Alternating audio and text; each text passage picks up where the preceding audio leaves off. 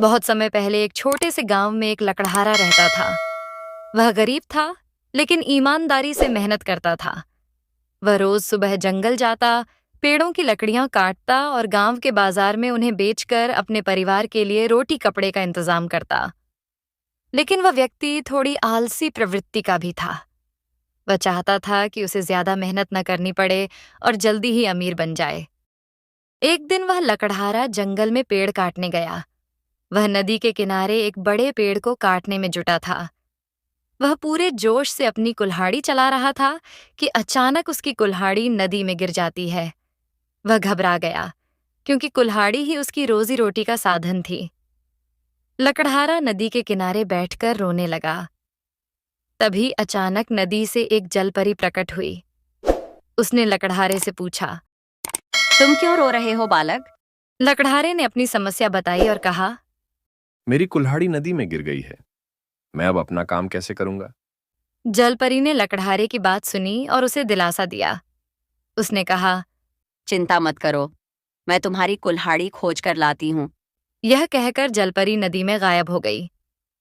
कुछ देर बाद वह सुनहरी कुल्हाड़ी लेकर वापस आई। उसने लकड़हारे से पूछा, क्या यह तुम्हारी कुल्हाड़ी है? लकड़हारे ने कुल्हाड़ी को देखा। वह बेहद कीमती लग रही थी, लेकिन लकड़हारा ईमानदार था। उसने कहा, नहीं, ये मेरी कुल्हाड़ी नहीं है। मेरी कुल्हाड़ी लोहे की थी।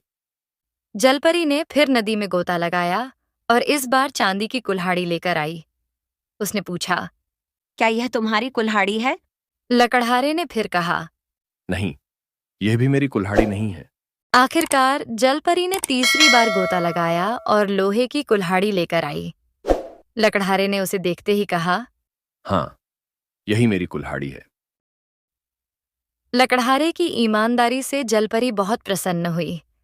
उसने इनाम स्वरूप उसे तीनों कुल्हाड़ियां दे दीं। लकड़हारे ने धन्यवाद कहा और खुशी खुशी घर लौट आया। लकड़हारे ने जब यह कहानी गांव में सुनाई तो सभी लोग उसकी किस्मत और ईमानदारी की प्रशंसा करने लगे। लेकिन गांव में एक और लकड़हारा था, जो आलसी और मूर्ख था। वह मेहनत करने से बचता था और हमेशा छोटे रास्ते तलाशता रहता था। जब उसने सुनहरी और चांदी की कुल्हाड़ी वाली बात सुनी तो उसका मन लालच से भर गया। उसने सोचा, अगर मैं भी अपनी कुल्हाड़ी नदी में गिरा दूं तो मुझे भी जलपरी से सुनहरी और चांदी की कुल्हाड़ी मिल जाएगी। अगले दिन वह मूर्ख लकड़हारा अपनी पुरानी कुल्हाड़ी लेकर नदी के पास पहुंचा। उसने जानबूझकर अपनी कुल्हाड़ी नदी में फेंक दी और जोर जोर से रोने लगा। थोड़ी देर बाद जलपरी फिर प्रकट हुई। उसने लकड़हारे से पूछा, तुम क्यों रो रहे हो बालक? लकड़हारे ने झूठ बोलते हुए कहा, मेरी कुल्हाड़ी नदी में गिर गई है। मैं अब अपना काम कैसे करूंगा?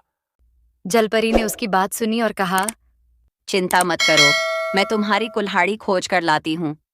वह नदी में गई और सुनहरी कुल्हाड़ी लेकर वापस आई। उसने लकड़हारे से पूछा, क्या यह तुम्हारी कुल्हाड़ी है? लालच में अंधा लकड़हारा चिल्लाया। हाँ, यही मेरी कुल्हाड़ी है। जलपरी उसकी झूठी बात सुनकर नाराज हो गई। उसने लकड़हारे की बेईमानी को पहचान लिया। उसने कहा, तुम झूठ बोल रहे हो, ये कुल्हाड़ी तुम्हारी नहीं है। तुम्हारी बेईमानी की सजा तुम्हें मिलेगी। यह कहकर जलपरी सुनहरी कुल्हाड़ी के साथ साथ उसकी अपनी लोहे की कुल्हाड़ी भी लेकर नदी में गायब हो गई। अब मूर्ख लकड़हारा अपनी कुल्हाड़ी से भी हाथ धो बैठा। वह खाली हाथ घर लौटा और अपने लालच और मूर्खता पर पछताने लगा। कुछ दिनों बाद मूर्ख लकड़हारे ने फिर से जंगल जाना शुरू किया, लेकिन अब उसके पास नई कुल्हाड़ी खरीदने के पैसे नहीं थे। उसे दूसरों से कुल्हाड़ी उधार लेनी पड़ती थी और बदले में अपनी कमाई का बड़ा हिस्सा देना पड़ता था। उसकी हालत दिन ब दिन खराब होती गई। गांव के लोग उससे कहते, अगर तुमने लालच और झूठ का सहारा न लिया होता तो तुम्हारी कुल्हाड़ी न जाती। मेहनत से ही सफलता मिलती है।